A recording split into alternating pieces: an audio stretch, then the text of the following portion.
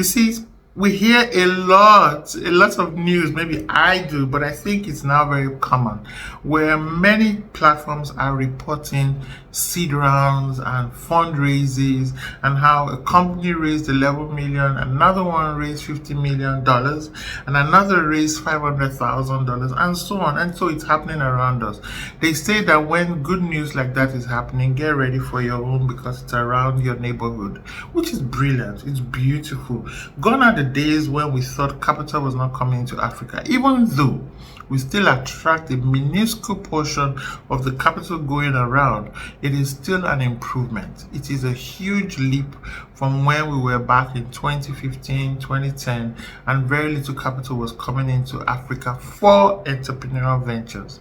So now, let us look back at capital.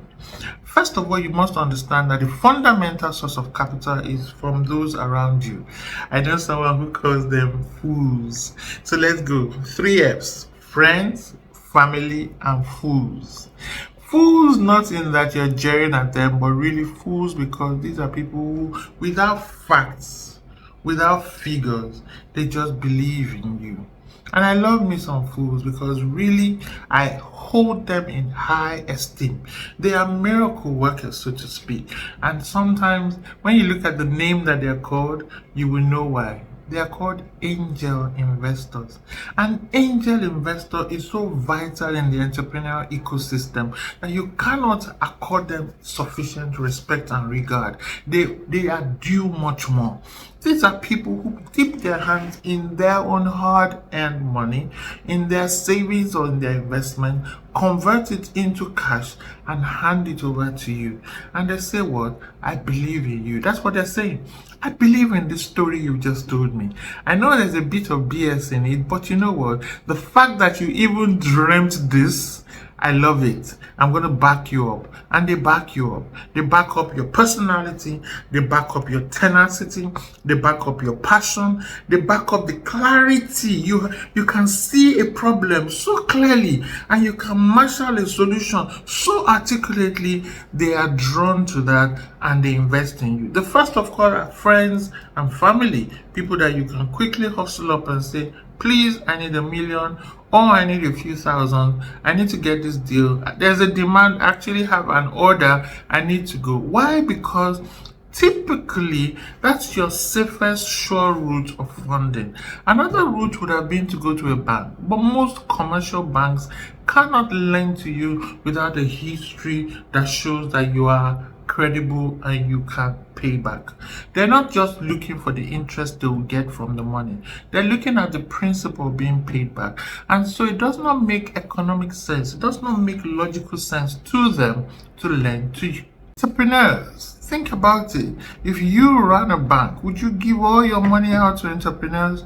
Hardly, because many entrepreneurs do not have that track record to show, and you are there to keep safe other people's monies. So the bank is not the first place to go, and don't blame them. Stop saying, oh, banks are not lending to entrepreneurs. They don't. They cannot.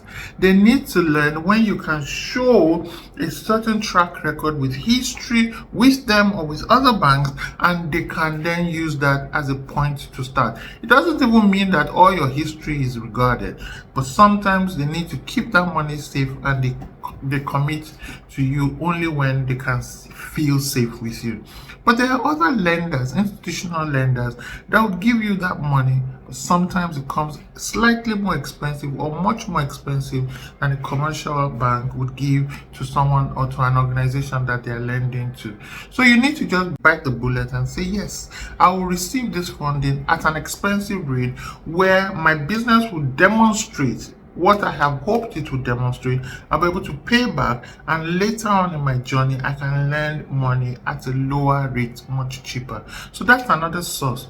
Another source that I think many people do not think about is prepayment for your services, your goods, or your solutions, where your clients prepay you. Maybe they subscribe ahead, they are on a waiting list, and you help them to see the value and they can prepay ahead. That is fantastic, because that's source of capital that many people do not explore. Another is credit from your supplier. Think about it. That is a source of capital that you can look into. I could go on and on. There's grants, there are all sorts of mixed types of debts. There's equity, using your business to actually stand up and make a pitch, and some people will invest in you. I don't want to wear out your attention, so please stay tuned for more on how to raise capital and sources of capital, and I'll be mentioning them in subsequent videos.